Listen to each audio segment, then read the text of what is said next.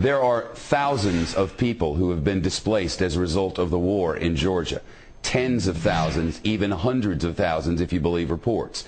Among the unfortunate civilians caught in the crossfire in this conflict, a 12-year-old girl from outside San Francisco. Amanda Kokoyeva was in South Ossetia for a month-and-a-half-long visit with her relatives. She was with family members in a cafe, and all of a sudden, bombs were falling outside. A 12-year-old girl. She spent the night in her uncle's basement. She was able to flee to Russia, flee to the north, catch a flight home from Moscow. With us now, Amanda Kokoyeva and her aunt Laura, live with us from our San Francisco bureau. It's great to see you. Welcome home. Thank you. I cannot even imagine sitting in a cafe and bombs start falling.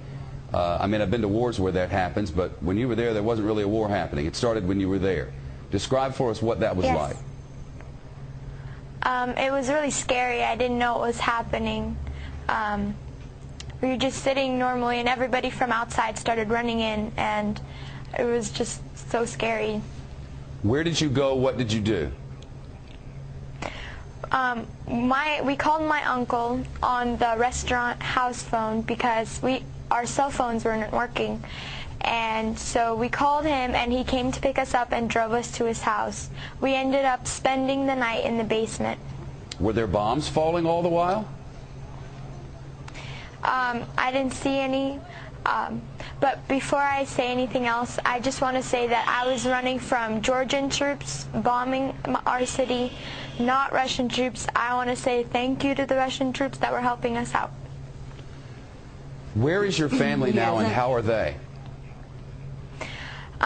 Some of my cousins, aunts, and uncles are in North Ossetia right now, and they are safe.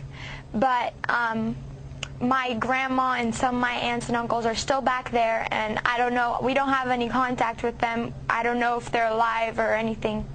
Wow, I know your aunt is with you. This I cannot even imagine. I mean, seeing a 12-year-old go through all of this, it must have been horrifying.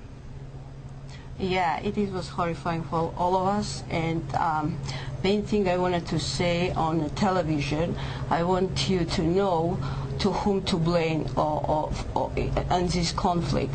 That's Mr. Saakashvili, who started this war, and Mr. Saakashvili, who is aggressor, and who in 2 days my people, Ossetian people, were killed and were under bombed, and 2,000 people were killed in 1 day, and that's what I am against. I would never cut you off. Unfortunately, a commercial break will take us there in 4 seconds, whether we like it or not. I'll bring you back after the commercial. You don't want to hear that. I'll be right back with you.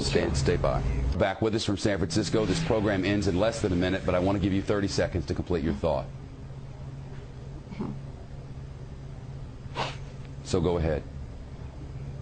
Yes, my house is burned in South Ossetia, where I lived, and we can blame only one person, and Georgian government. I'm not blaming Georgian people.